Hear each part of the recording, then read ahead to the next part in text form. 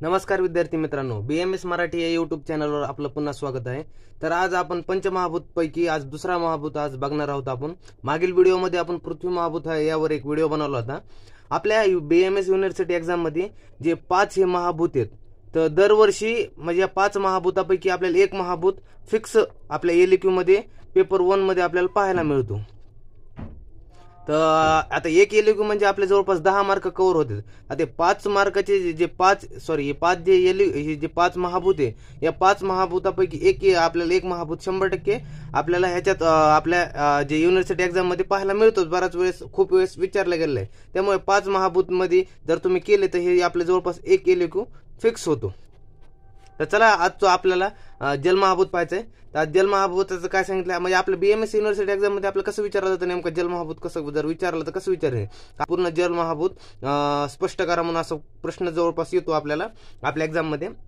तर बघूया कसं काय सांगितलं अगोदर। आता त्याची व्याख्या काय सांगितली जलमहाभूताची, काय सांगितलं, अपत्व अभिसंबंधात आपह, म्हणजे याचा अर्थ काय झाला, जलत्व या जातीशी समवाय संबंधाने राहणाऱ्या द्रव्याला जल म्हणतात। म्हणजे जलत्व या जातीशी समवाय संबंधाने राहणाऱ्याला त्याला काय म्हटलं, जल असं म्हणतात, द्रव्याला जल असं म्हणतात। त्यानंतर लक्षण काय सांगितलं ह्याचं, की शीतः स्पर्शवत्तः आपह, म्हणजे लक्षण काय म्हटलंय, ज्या द्रव्याचा स्पर्श शीत म्हणजे थंड आहे त्या द्रव्याला आप म्हणतात। म्हणजे ज्याचा स्पर्श थंड आहे त्याला काय म्हटलं, आप म्हटलंय। आणि हेच खाली काय सांगितलं, हे जलमहाभूताचे लक्षण आहे, हे जलमहाभूताचे लक्षण आहे। त्यानंतर पुढे काय सांगितलंय, शीतगुणाचे लक्षण। आता शीतगुणाचं लक्षण काय, आता आपण जलमहाभूतात लक्षण पाहिलं, आता शीतगुणाचं लक्षण काय सांगितलंय, की स्पर्श इंद्रियांद्वारे जो गुण कळतो त्याला स्पर्श म्हणतात। जे स्पर्श इंद्रियाद्वारे जो गुण कळतो आपल्याला त्याला काय म्हणतात, स्पर्श म्हणतात। त्यानंतर काय म्हटलंय, स्पर्शाचे 3 प्रकार असतात असं सांगितलंय, शीत, उष्ण आणि अणुउष्ण शीत। म्हणजे शीत असतो, उष्ण असतो, अणुउष्ण शीत आहे, काय स्पर्शाचे 3 प्रकार सांगितले। पुढे काय म्हटलंय, जे जलमहाभूताचे शीत स्पर्श आहे आणि त्याचे ज्ञान स्पर्श इंद्रियाद्वारे होते असं सांगितलंय। त्यानंतर पुढे काय बघू द्या, आता जलमहाभूताची उत्पत्ती कशी, म्हणजे उत्पत्ती कशी झाली जलमहाभूताची ते सांगितलं। आता काय सांगितलंय, आग्नेयर आपह, आग्नेयर आप म्हणजे काय म्हटलंय, की तैतर उपनिषदानुसार क्रमशः अग्नि महाभूतापासून आप महाभूताची उत्पत्ती झाली। आपण जे मागे जे हे क्रमश तैतरीय उपनिषदानुसार आपण क्रमश पाहिला होता, त्यात काय म्हटलं होतं, अग्नि महाभूतापासून आप महाभूताची उत्पत्ती झाली असं सांगितले। त्यानंतर काय म्हटलं पुढे दुसरं काय दिलं जल महाभूताची उत्पत्तीला, की सत्वतम बहुला आपह, हा सुश्रुतांनी श्लोक दिलेला आहे। म्हणजे अर्थ काय झालाय, जल हे तत्व, जल हे सत्व व तम बहुल आहे, म्हणजे सत्व व तम ह्यात बहुल आहे आणि सत्व व तम गुणाच्या आधिक्याने आप महाभूताची उत्पत्ती झाली। म्हणजे सत्व आणि तम यांच्या गुणाच्या आधिक्याने आप महाभूताची उत्पत्ती झाली असं त्यांनी सांगितलंय।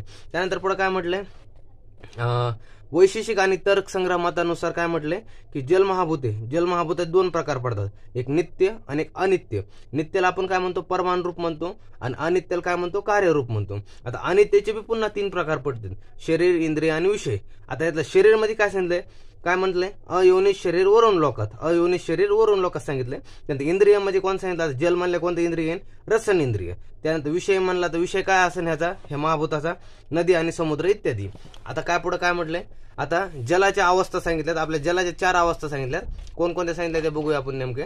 आता पहिलं सांगितलंय सूर्यमंडलाच्या वर आकाश, आता पहिलं अंब काय म्हटलंय, की जलाची अवस्था पहिले अंब म्हणजे काय, की सूर्यमंडलाच्या वर आकाशाच्या वरील भागात उपस्थित राहणाऱ्या जलाला अंब म्हणतात। आता नेमकं समजून कसं घ्यायचं, नेमकं बघा काय म्हटलंय, सूर्यमंडलाच्या वर। आता हे बघा, हे सूर्यमंडल आहे, समजा ही पृथ्वी आहे, ही काय, ही लाईन सूर्यमंडल आहे आणि ही लाईन आकाश आहे। आता यात काय म्हटलंय आपल्याला, की सूर्यमंडलाच्या वर व आकाशावरील भागात उपस्थित राहणाऱ्याला हे बघा जलाला अभ म्हणतात।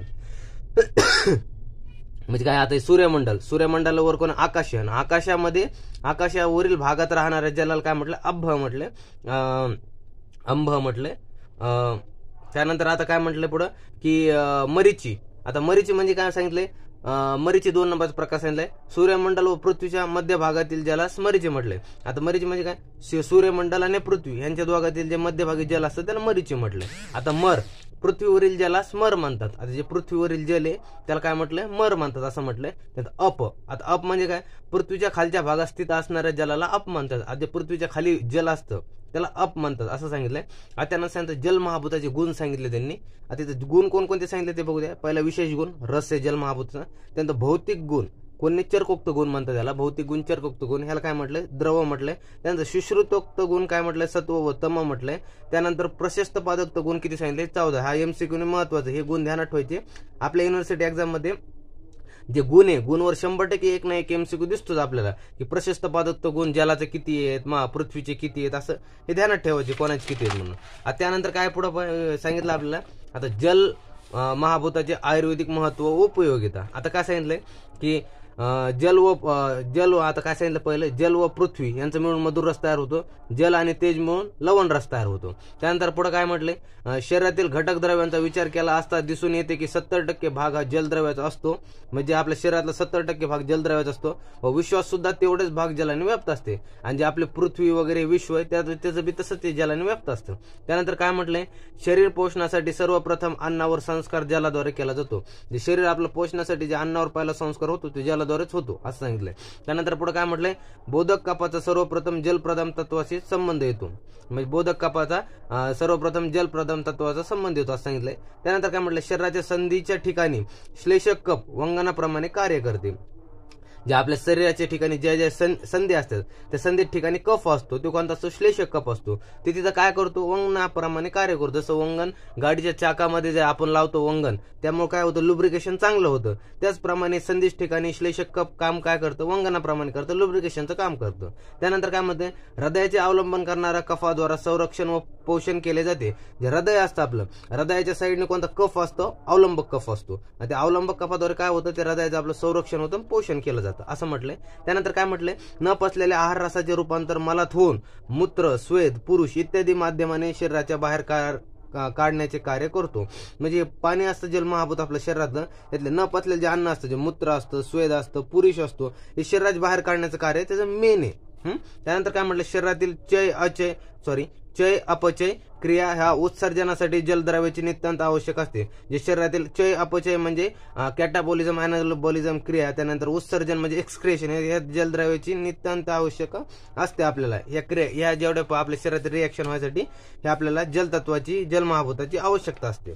त्यानंतर काय म्हटलंय पुढं, शरीरातील सप्तधातूंचे पोषण हे जलद्रव्यानेच होते. जे शरीरातले सप्तधातू आपले जे आहेत की हे रस, रक्त, मांस, मेद, अस्थि, मज्जा, शुक्र, यातले जे 7 धातू आहेत यांचं जे पोषण आहे हे जलाद्वारेच केलं जातं असं म्हटलंय. त्यानंतर हा महत्वाचा आहे, स्टार केलं ह्याला, जे आपल्या BMS जे आपले जे वायव वगैरे विचारले जाते, त्या वायवमध्ये आपल्याला आपल्या एक्सटर्नल असा क्वेश्चन विचारू शकते की जल महाभूताचा अप्लाइड सांग म्हणून, की अप्लाइड काय आहे बाबा, की ह्याचं इम्पॉर्टन्स काय, आयुर्वेदिक उपयोगिता काय. तर आता अप्लाइड मध्ये काय, जर आपण जे डेली एक्झाम्पल मध्ये पाहतो की एखादा पेशंट जर आपल्याकडे आला, अतिसार व्याधी आहे त्याला, मग त्याला लूज मोशन झालंय, आणि लूज मोशन झाल्यानंतर त्याला काय झालं, मग तेच काय सांगितलंय, अतिसार व्याधीत अत्याधिक मल प्रवृत्तीमुळे शरीरातील जलतत्वाचे प्रमाण कमी होते. आता लूज मोशन झालंय तर त्यातलं शरीरातलं त्याचं पाणी कमी होणार आहे. मग पाणी कमी झाल्यामुळे काय त्याचं विकनेस वगैरे येणार आहे शरीरात.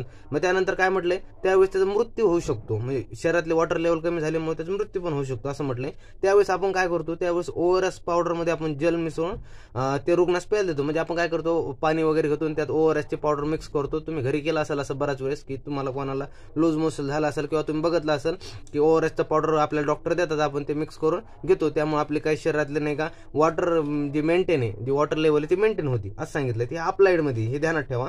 त्यानंतर काय म्हटलंय, जल महाभूत हे द्रव, स्निग्ध, शीत, मंद, मृदू, पिच्छल, गुरु, त्यानंतर हे गुणाचे इत्यादी गुणाचे जल महाभूताचे गुण सांगितले. त्यानंतर काय म्हटलंय, जल हे वात आणि पित्ताचे शमन करते. म्हणजे पाणी काय करतं, जे वात आहे शरीरातील आपला आणि जे पित्त आहे वाढलं असेल त्याचं ते शमन करण्याचं काम करतं. शमन म्हणजे कमी करण्याचं काम करतं असं सांगितलंय. आजच्या व्हिडिओमध्ये आपण पूर्णपणे जल महाभूत पूर्ण पाहिलेलं आहे. आपण आपल्या BMSच्या एक्झाम मध्ये आपल्याला पाच महाभूत पैकी 100% एक महाभूत आपल्याला पेपर 1 मध्ये पाहायला मिळतो, म्हणजे मिळतोच. त्यामध्ये आपल्याला पूर्ण ते महाभूत विचारलं जातं, त्याची व्याख्यापासून तर त्याची आयुर्वेदिक उपयोगिता म्हणजे लिहावं लागतं. आपल्याला 10 मार्कला येतो, जवळपास त्याचं पूर्ण सगळं लिहावं लागतं. त्याचे काय त्याचे जलची अवस्था वगैरे, त्यानंतर जलमहाभूत उत्पत्ती कशी झाली, त्यानंतर वैशिष्ट्य, तंग संग्रह मतानुसार यांचे जलमहाभूताचे प्रकार असं लिहावं लागतं. पूर्ण जवळपास आपल्याला हा महाभूत पूर्ण लिहावा लागतो. तेव्हा कुठं आपल्याला 10 मार्क पैकी जवळपास छान मार्क पडतात. त्यामुळे हा महाभूत 5 आपल्याला करून ठेवणे एक्झामच्या अगोदर महत्वाचे. तर आजचा व्हिडिओ जर आवडला असेल तर लाईक, शेअर, सबस्क्राईब करा आणि कमेंट सेक्शन मध्ये सांगायला विसरू नका की आजचा व्हिडिओ कसा काय वाटला. आणि जर तुम्ही हा व्हिडिओ पाहत असाल तर तुम्ही तुमच्या मित्रमैत्रिणींसोबत जास्तीत जास्त शेअर करा, जेणेकरून त्यांचा पण पदार्थ विज्ञानमध्ये फायदा होईल. आपण असं करतोय की पदार्थ विज्ञानचे आपल्या युट्यूब चॅनलवरती फ्री लेक्चर सिरीज चालवतोय. जे कोणी आजपर्यंत आणलं नाही ते आज आपण आपल्या चॅनलवर आणत आहोत. जे कोणी बाहेर पेड कोर्सेसमध्ये इकवत आहे, ₹1000 काय प्लस असेल त्याच्यापेक्षा जास्त कोर्सेसमध्ये महागमध्ये पदार्थची लेक्चर सिरीज विकत असेल, तसं आपण ते फ्रीमध्ये आपल्या चॅनल थ्रू देण्याचा प्रयत्न करतोय. त्यामुळे जास्तीत जास्त सर्वांचा फायदा होऊ द्या. त्यामुळे कसं आहे की सगळ्यांचाच फायदा झालेला आहे, तुमचं बी चांगलं आहे आणि हे सगळ्यांचं चांगलं असावं. त्यामुळे जर व्हिडिओ आवडला असेल तर लाईक शेअर सबस्क्राईब करा. तर चालतंय, भेटूया पुढच्या व्हिडिओमध्ये. तोपर्यंत धन्यवाद.